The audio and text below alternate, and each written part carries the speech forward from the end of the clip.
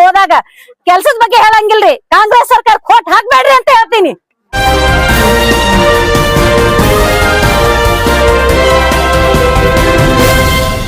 TV ನ್ಯೂಸ್ಗೆ ಸ್ವಾಗತ. ನಾನು ಸಾನಿಯಾ. ಬನ್ನಿ ನೋಡೋಣ ಇವತ್ತಿಂದು ಹೊಸ ಅಪ್ಡೇಟ್. ಹೋರಾಟ ಗೆಲ್ಲುವರೆಗೆ ಹೋರಾಟ, ಏತಕ್ಕಾಗಿ ಹೋರಾಟ, ನ್ಯಾಯಕ್ಕಾಗಿ ಹೋರಾಟ.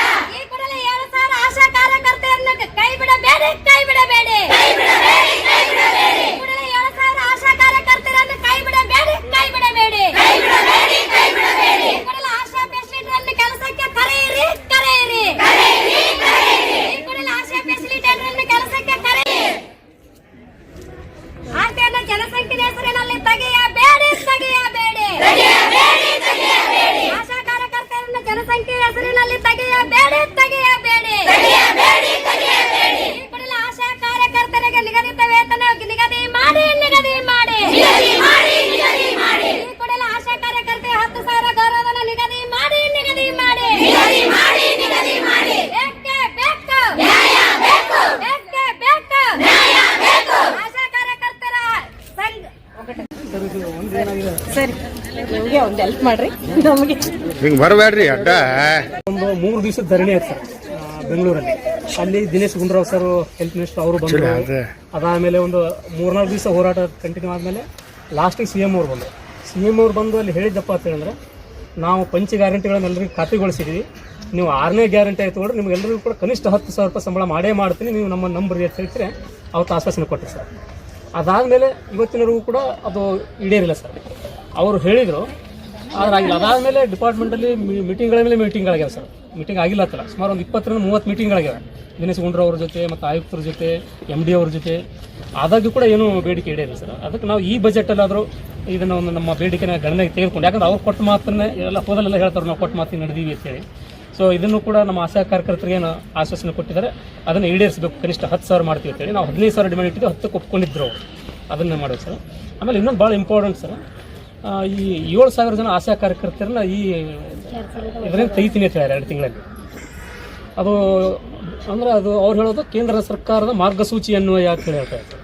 ಬಟ್ ಪ್ರಾಕ್ಟಿಕಲ್ ಆಗಿ ತೊಗೊಂಡ್ರೆ ಕೇಂದ್ರ ಸರ್ಕಾರದ ಯಾವುದೇ ಒಂದು ಮಾರ್ಗಸೂಚಿನೇ ಬಂದಿಲ್ಲ. ಯಾವುದೋ ಒಂದು ಡಿಪಾರ್ಟ್ಮೆಂಟಲ್ಲಿ ಆಗಿರಲಿ ಅಥವಾ ಮಿನಿಸ್ಟ್ರಿಂದ ಆಗಿರಲಿ, ಎಲ್ಲಿಂದನಾಗಿರಲಿ ಇವತ್ತಿನವರೆಗೂ ಕೂಡ ಯಾರ ಬಳಿ ಕೇಳಿದ್ರು ಒಂದೇ ಒಂದು ಸರ್ಕ್ಯುಲರ್ ಕಾಣಿಸ್ತಾ ಇಲ್ಲ ಸೆಂಟ್ರಲ್ ಗೌರ್ಮೆಂಟ್ದು, ಏನೂ ಇಲ್ಲ. 7,000 ಜನರು ತೆಗಿಬಾರ್ದು ಅಂತೇಳಿ. ಯಾಕಂದ್ರೆ ಸರ್ ಇವರೆಲ್ಲ ನಮ್ಗೆ ಗೊತ್ತದೆ, ನಾವೆಲ್ಲ ಮನೆಯಾಗಿದ್ದಾಗ ಕೋವಿಡ್ ಟೈಮಲ್ಲಿ ಮನೆಗೆ ಹೋಗಿ ಇವರೆಲ್ಲರಿಗೂ ಕೂಡ ಜೀವನನ ಕೊಟ್ಟಿದ್ದಾರೆ, ಬದುಕಿಸಿದ್ದಾರೆ, ಎಷ್ಟೋ ಜನರು ಪ್ರಾಣ ಉಳಿಸಿದ್ದಾರೆ. ಬಟ್ ಇವತ್ತೇ ಅವರು ಬೀದಿಗೆ ಬರ್ತಾರೆ. ಈ ಕೊಡದೆ 5,000 ಅವ್ರ ಸಂಬಳ, 5,000ದಲ್ಲಿ ಜೀವನ ಏನು ಮಾಡೋಕ್ಕಾಗುತ್ತೆ ಸರ್? ಎಷ್ಟೋ ಜನರು ಇವತ್ತು ಒಬ್ಬ ಭಿಕ್ಷುಕ ಬದುಕಬೇಕಂದ್ರೂ ಕೂಡ ಸಿಟಿ ಒಳಗೆ ಕನಿಷ್ಠ ದಿವಸಕ್ಕೆ 100-150 ರೂಪಾಯಿ ಹಿಡಿದ್ರು ಕೂಡ ಅವನೊಂದು 4,000 ರೂಪಾಯಿ ಖರ್ಚಾಗುತ್ತೆ, ಒಬ್ಬ ಭಿಕ್ಷುಕನಿಗೆ ಖರ್ಚಾಗ್ತದೆ. ಅಥವಾ ಜೈಲಲ್ಲಿರೋ ಕೈದಿಗಳು ಅವರು ಇವತ್ತು 12,000-13,000 ರೂಪಾಯಿ ಸಂಬಳ ತೊಗೋತಾರೆ. ಇವತ್ತು ನಮ್ಮ ಆಶಾ ಕಾರ್ಯಕರ್ತರು ಬೆಳಗ್ಗೆಯಿಂದ ಇವ್ರಿಗೆ ಟೈಮಿಂಗ್ ಅನ್ನೋದಿಲ್ಲ ಸರ್. ಇವತ್ತು ಯಾರು ಹಳ್ಳಿನಲ್ಲಿ ರೈತರು ಸಿಗ್ತಾರೆ ಅಂದರೆ ಮುಂಜಾನೆ 7ಕ್ಕೆ ಹೋಗಿ ಬರಬೇಕು, ತೋಟಕ್ಕೆ ಹೋಗ್ಬೇಕು. ಆಮೇಲೆ 8ಕ್ಕೆ ಸಿಗ್ತಾರೆ, 8ಕ್ಕೆ ಹೋಗಿ ವ್ಯಾಕ್ಸಿನೇಷನ್ ಹಾಕ್ಬರ್ಬೇಕು. ಅಥವಾ ಡೆಲಿವರಿ ಪೇಷಂಟ್ ಬಂದ್ರಪ್ಪ ಅಂತಂದ್ರೆ ಮಧ್ಯರಾತ್ರಿ 2 ಗಂಟೆ 3 ಗಂಟೆಗೆ 12 ಗಂಟೆಗೆ ಇವ್ರನ್ನೆಲ್ಲ ಕರ್ಕೊಂಡು ಬಂದು ಇಲ್ಲಿ ಆಂಬುಲೆನ್ಸ್ ಕರ್ಕೊಂಡು ಬಂದು ಇಲ್ಲಿ ಮಾಡೋದು. ಆಲ್ಮೋಸ್ಟ್ ಇವ್ರ ಡ್ಯೂಟಿನೇ ಹೆಂಗೆ ಸರ್ 24x7. ಇದು ನಮ್ಗೆ ಅತಿಶಯೋಕ್ತಿ ಅನ್ನಿಸ್ಬೋದು. ಪೊಲೀಸ್ ಡಿಪಾರ್ಟ್ಮೆಂಟ್ನವ್ರು ಹೆಂಗದ ಸರ್ 24x7 ಅವರಂಗೆ ಇವ್ರದ್ದು ಸರ್. ಬೇರೆ ಎಲ್ಲ ಡಿಪಾರ್ಟ್ಮೆಂಟ್ ಬೆಳಿಗ್ಗೆ 10ರಿಂದ 5 ಇರ್ಬೋದು, ಬಟ್ ಇವ್ರಿಗೆ 10ರಿಂದ 5 ಅನ್ನೋ ಪರಿಕಲ್ಪನೆನೇ ಇಲ್ಲ ಸರ್. ಸೊ ಇಷ್ಟು ಕೆಲಸ ಮಾಡುವಂಥ ಆಶಾ ಕಾರ್ಯಕರ್ತರನ್ನ ಆಲ್ಮೋಸ್ಟ್ ಬಹಳ ದಯನೀಯ ಜೀವನ ನಡೀತಿಲ್ಲ ಸರ್. ಹೆಣ್ಮಕ್ಳಿಗೆ ಇದೇ ಪರಿಸ್ಥಿತಿ ಆಗಿದ್ರೆ ಸುಮ್ಮನೆ ಇರ್ತಿದ್ರ ಇವರು? AC ಕಾರ್ ಒಳಗೆ ಕೂತು ಅಡ್ಡಾಡಿ ಊಟಕ್ಕೆ ಖರ್ಚು ಮಾಡ್ತಾರೆ ಸರ್ ಇವ್ರು. ಒಂದ್ ದಿನಕ್ಕೆ 5,000 ರೂಪಾಯಿ. ನಾವು 5,000 ರೂಪಾಯಿ 1 ತಿಂಗಳು ಜೀವನ, ಮಕ್ಕಳು ಮರಿ ಎಲ್ಲಾನು ಕಳಿಬೇಕು. ಇಷ್ಟು ಕಷ್ಟ ಆಗತ್ತಿದೆ ಸರ್ ನಮ್ಗೆ. ಇವ್ರಿಗೆ ಯಾಕೆ ಬೇಕ್ರಿ ಸರ್ ನಮ್ ಕೆಲಸ? ಇವರಿಗೆ ಒಟ್ಟಿನಲ್ಲಿ ಏನಪ್ಪಾ ಅಂತಂದ್ರೆ ಆಶಾ ಕಾರ್ಯಕರ್ತರು ತುಂಬಾ ಸೆಕೆಂಡ್ ರ್ಯಾಂಕಿಂಗ್ ಸಿಟಿಜನ್ಸ್ ಇವ್ರಿಗೆ ಯಾವ ಒಂದು ಫೆಸಿಲಿಟೀಸು ಇಲ್ಲ. ಹೆಸರಿಗೆ ಒಂದು ಯೂನಿಫಾರ್ಮ್ ಕೊಟ್ಟಾರೆ, ಅದ್ರ ಬಿಟ್ರೆ ಮತ್ತಿನ್ನೇನು ಇಲ್ಲ. ಅದು 3 ತಿಂಗಳು 4 ತಿಂಗಳು ಅದು ನಾವು ಮೀಟಿಂಗ್ ಅಲ್ಲಿ ಕೇಳಿ ಚರ್ಚೆ ಮಾಡಿ ಅದು ಬೇರೆದವರಿಗೆ DHS ಅವರಿಗೆ ನಮ್ಮ ಸರ್ ಕೇಳಿದಾಗ ಅದು 1 ತಿಂಗಳು ಹಾಕೋದು. 3 ತಿಂಗಳು ಬಾಕಿ ಇರ್ತಾರೆ, 1 ತಿಂಗಳು ಹಾಕ್ತಾರೆ ಸರ್. 1 ತಿಂಗಳ 3 ತಿಂಗಳು ನಮ್ಮ ಜೀವನ ಹೇಗೆ ನಡಿಬೇಕು ಹೇಳಿ ಸರ್? ಅದೊಂದು ವಯಸ್ಸಾದವರು ರಿಟೈರ್ಮೆಂಟ್ ಅದಾರಿ ಸರ್. ಮೊದಲ ಏನು ರಿಟೈರ್ಮೆಂಟ್ ಇಲ್ಲ, ಎಜುಕೇಶನ್ ಇಲ್ಲ ತಗೊಂಡಾರಿ ಸರ್. ಈಗ ವಯಸ್ಸಾದವ್ರಿಗೆ ತೆಗಿತೀವಿ ಮತ್ತು ಜನಸಂಖ್ಯೆ ಕಡಿಮೆ ಇದ್ದವರಿಗೆ ತೆಗಿತೀವಿ. ತುರ್ತಾಗಿ 7,000 ಆಶಾ ಕಾರ್ಯಕರ್ತರು ವಜಾಗೊಳಿಸಾಕತ್ತಾರೆ ಸರ್. ಮೊದಲೇನಾದ್ರು ತಗೊಂಡ್ರಿ ಈ ಹೋರಾಟ ಏನ್ರಿ 10,000 ರೂಪಾಯಿ ಬಿಡುಗಡೆ ಮಾಡ್ತೀವಿ ಆಸನ ಕೊಟ್ಟಿಂದೆ ಒಂದೊಂದು ಇದಕ್ಕ ಜಾರಿ ಮಾಡ್ಲಾಕತ್ತಾರ ಸರ್. ಮೊದಲು ತಗೊಂಡಿದ್ರಿ ಸರ್ ಅವರು ಫೆಸಿಲಿಟೇಟರ್ನು ಏನೋ ಇಲ್ಲ ಒಮ್ಮೆ ಸಡನ್ಲಿ ತೆಗೆದ್ಬಿಟ್ಟಿದ್ರು ಸರ್. ಒಂದು ಮಾಧ್ಯಮದವರ ಮುಖಾಂತರ ಸಿದ್ದರಾಮಯ್ಯ ಸರ್ ಅವ್ರಿಗೆ ನಮಸ್ಕಾರ ಸಲ್ಲಿಸ್ತೀನಿ. ಆ ನಮಸ್ಕಾರ ಸಲ್ಲಿಸ್ಬೇಕಂದ್ರೆ ಖುಷಿ ಇರ್ಬೇಕ್ರಿ, ಆದ್ರೆ ನಮ್ಮ ಹತ್ರ ಖುಷಿ ಇಲ್ಲ. ಆದ್ರೂ ಅವ್ರ ತಂದೆ ವಯಸ್ಸಿನವ್ರದಾರತೆ ತಂದೆ ಸ್ಥಾನದಲ್ಲಿ ಇದಾರಂತ ಗೌರವ ಕೊಟ್ಟು ಅವ್ರಿಗೆ ನಮಸ್ಕಾರ ಮಾಡ್ತೀನ್ರಿ. ಅವ್ರು ಮುಖ್ಯಮಂತ್ರಿ ಆಗಕ್ ಯೋಗ್ಯರೇ ಇಲ್ಲ ಅಂತ ನನ್ ಮೊದ್ಲೇ ಉತ್ತರ ರೀ. ಯಾಕಂದ್ರ ಅವ್ರು ಏನ್ ಮುಖ್ಯಮಂತ್ರಿಗಳಾಗಿ ನುಡ್ದಿದ್ರಲ್ಲ ಆ ನುಡಿದಂತೆ ನಡೀಲಿಲ್ರಿ. ಹೋದ ವರ್ಷ ಜನವರಿಯಾಗ 4 ದಿನ ಕಂಟಿನ್ಯೂ ಹೋರಾಟ ಮಾಡಿದೇವ್ರಿ, ಹಗಲು ರಾತ್ರಿ. 10,000 ರೂಪಾಯಿ ಗ್ಯಾರಂಟಿ ಕೊಡ್ತೀನಿ ಅಂತ ಹೇಳಿ ಕಿಶಿಂದ ಈ ಹೋರಾಟನ ಹಿಂತಗಿರಿ ಅಂತ ಹೇಳಿದ್ರು. ಹಿಂತಗದೇವ್ರಿ. ಅವ್ರ ಮಾತಿಗೆ ಬೆಲೆ ಕೊಟ್ಟು ಹಿಂತಗದಿದ್ದೇವ್. ಆದ್ರೆ ನಾವು ಮಾತಿಗೆ ಬೆಲೆ ಕೊಡ್ಲಿಲ್ಲ ಅವ್ರ ಮುಖ್ಯಮಂತ್ರಿಗಳು. ಈವರೆಗೇನು ನಮ್ಗ ಅದ್ 10,000 ರೂಪಾಯಿ ಗ್ಯಾರಂಟಿ ಮಾಡ್ಲೇ ಇಲ್ರಿ.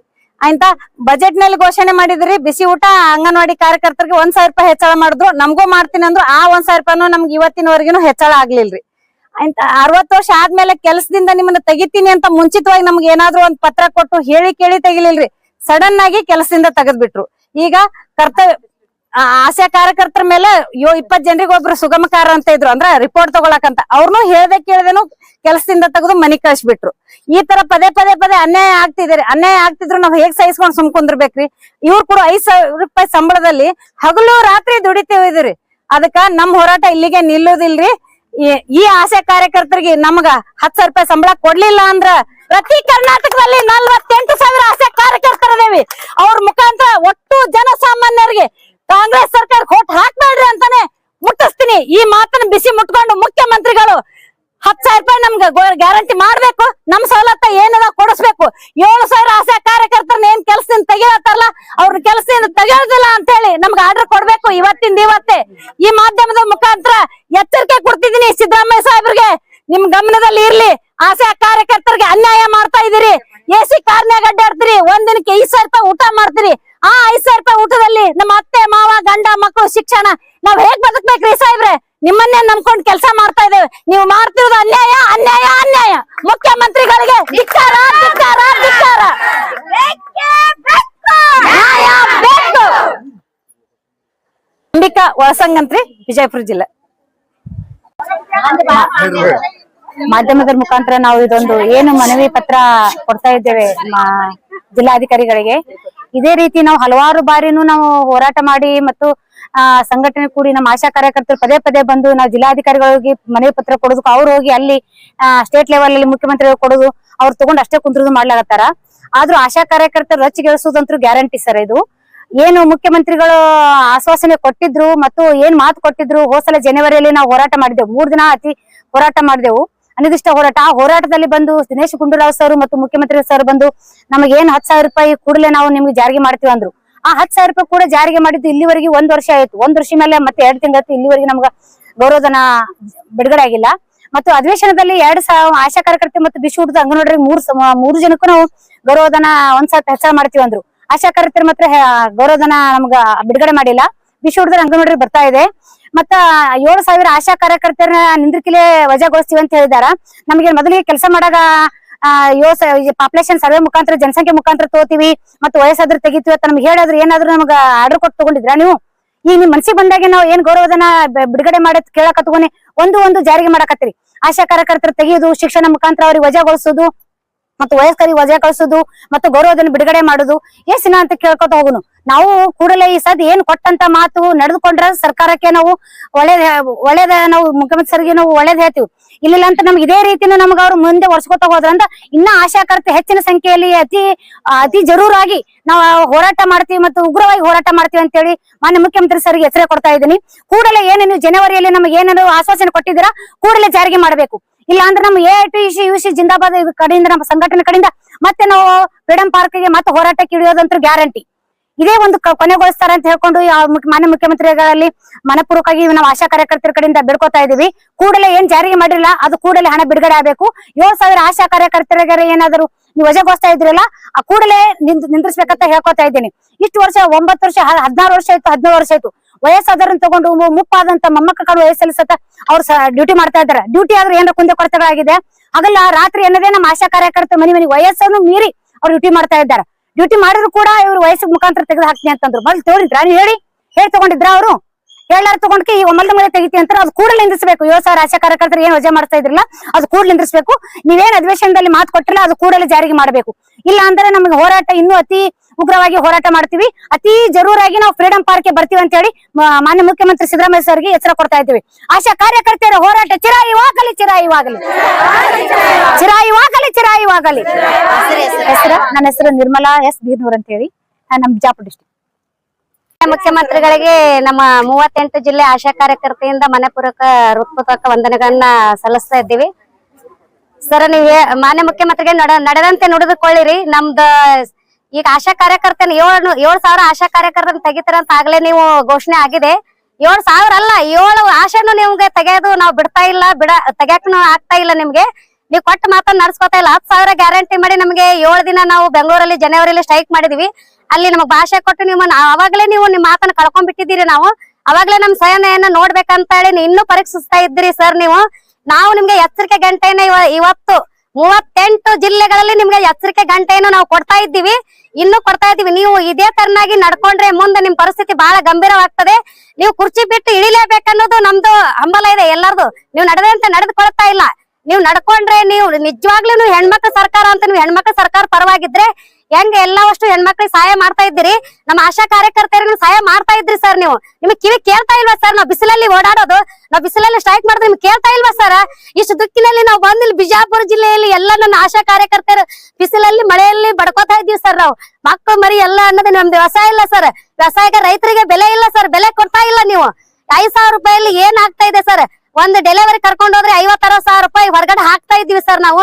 ಅದ್ನು ನಿಮಗೆ ನೆಮ್ಮದಿ ಇಲ್ವಾ ಸರ್? ನಾವು ನೆಮ್ಮದಿ ಜೀವನ ಮಾಡೋದು ನಿಮ್ಗೆ ಸಾಕಾಗ್ತಾ ಇಲ್ವಾ ಸರ್? ನಿಮ್ಗೆ ಈಗಾಗಲೇ ಆಶಾ ಪೇಷಂಟ್ ವಜಾಗೊಳಿಸಿದ್ರಿ ಸರ್. ಅವ್ರ ತೊಂದರೆಗಳನ್ನ ಅವ್ರು ನಮ್ಮ ಫ್ರೆಂಡ್ಶಿಪ್ ನಮ್ಗೆ ಎಷ್ಟು ಕಷ್ಟ ಅಂತ ಹೇಳ್ಕೊತಾ ಇದ್ದಾರೆ ಸರ್. ಅದು ನಮಗೆ ಗೊತ್ತು. ಇನ್ ಮೇಲೆ ನಾವು ನಿಮ್ಗೆ ಎಚ್ಚರಿಕೆ ಗಂಟೆ ಕೊಟ್ಟು ಲಾಸ್ಟ್ ವಾರ್ನಿಂಗ್ ಸರ್ ನಾವು ಇದು ಕೊಡ್ತಾ ಇರೋದು.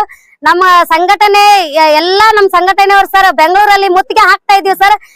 ವಿಧಾನಸೌಧ ಅಷ್ಟೇ ಅಲ್ಲ ಸರ್, ನಿಮ್ ಮನೆ ಮುತ್ತಿಗೆ ಹಾಕ್ತಾ ಇದ್ದೀವಿ ನಾವು ಈ ಸರಿ. ಮುತ್ತಿಗೆ ಆಗ್ತದೆ. ಇಷ್ಟು ನಾವು ಕೊಟ್ಟ ಗ್ಯಾರಂಟಿಯನ್ನ ನೀವು ನಮಗೆ 10,000 ಗ್ಯಾರಂಟಿ ಯೋಜನೆ ಈ ಕೂಡಲೇ ಇದೇ ತಿಂಗಳಲ್ಲಿ ನಮ್ಮ ಅಕೌಂಟಿಗೆ ಬರುವಾಗೆ ನೀವು ಮಾಡ್ಬೇಕು. 7,000 ಆಶಾ ಕಾರ್ಯಕರ್ತೆಯರನ್ನ ತೆಗಿಬಾರ್ದು. ಒಬ್ಬರ ಆಶಾ ಕಾರ್ಯಕರ್ತೆಯರನ್ನ ತೆಗಿಲಿಕ್ಕೆ ನಾವು ಬಿಡ್ತಾ ಇಲ್ಲ ಸರ್. ಬಿಟ್ರೆ ಮುಂದಿನ ಪರಿಣಾಮ ನೆಟ್ಗೆ ಆಗೋದಿಲ್ಲ. ನಾವು ಬಂದ್ ವಿಧಾನಸೌಧ ಮುತ್ತಿಗೆ ಹಾಕ್ತಿವಿ ಅಂತ ಘೋಷಣೆ ಮಾಡಿ ಹೋಗ್ತಾ ಇದ್ದೀನಿ ಸರ್. ಬೇಕೇ ಬೇಕು, ಬೇಕೇ ಬೇಕು. ಗ್ಯಾರಂಟಿ ಸಂಬಂಧ ಇಲ್ಲ ಸರ್. ಗ್ಯಾರಂಟಿ ಉದ್ದೇಶ ನಮ್ಗೆ ಬೇಕಾಗಿಲ್ಲ ಸರ್. ಗ್ಯಾರಂಟಿ ಯೋಜನೆ ನಮಗ್ ಬೇಕಾಗೇ ಇಲ್ಲ. ಗ್ಯಾರಂಟಿ ಯೋಜನೆ ಎಲ್ಲಾ ಜನರಿಗೆ ಕೊಡ್ತಾ ಇದ್ದಾರೆ ಸರ್. ಅದಕ್ಕಾಗಿ ನಾವು ನಮ್ ಪೇಮೆಂಟ್ ಅಷ್ಟೇ ಕೇಳ್ತಾ ಇದೀವಿ ಸರ್. 10,000 ಗ್ಯಾರಂಟಿ ಯೋಜನೆ ನಮಗ್ ಪೇಮೆಂಟ್ ಒಳಗ ಸೇರಿಸ್ತಾ ಇಲ್ಲ ಸರ್. ಗ್ಯಾರಂಟಿ ಯೋಜನೆನೇ ಬೇರೆ, ನಮ್ಮದು ಪೇಮೆಂಟ್ ಬೇರೆ ಸರ್. ಆಶಾ ಕೆಲಸನೇ ಬೇರೆ ಸರ್. ಹಾ ಸರ್. ಈಗ ಗ್ಯಾರಂಟಿ ಬೇಕತ್ತಿರುವ ಗ್ಯಾರಂಟಿ ಬೇಡ ಸರ್. ನಮ್ಗೆ ಗ್ಯಾರಂಟಿ ಬೇಡ. ನಮ್ಮ ಜೀವನಕ್ಕೆ ನಮ್ ಪೇಮೆಂಟ್ ಹೆಚ್ಚಿಗೆ ಆಗ್ಬೇಕು, ನಮ್ ಕುಟುಂಬ ಬದುಕಬೇಕು, ಅದು ಒಂದೇ ಸರ್ ನಮ್ಗೆ. ಗ್ಯಾರಂಟಿ ಯೋಜನೆ ಬೇಡ ಸರ್ ನಮ್ಗೆ. ಸುಮಂಗಲ ಪರಸಲ್ಲಿ ಮುದ್ದೇಬೇಡ ತಾಲೂಕು ವಿಜಯಪುರ ಜಿಲ್ಲೆ. ನಮಸ್ಕಾರ ಸರ್. लेटेस्ट न्यूज अपडेट्स के लिए YouTube एक्सप्रेस को सब्सक्राइब कीजिए, साथ में बेल आइकॉन को भी क्लिक कीजिए। साथ ही साथ लाइक, शेयर और कमेंट करना ना भूलिए।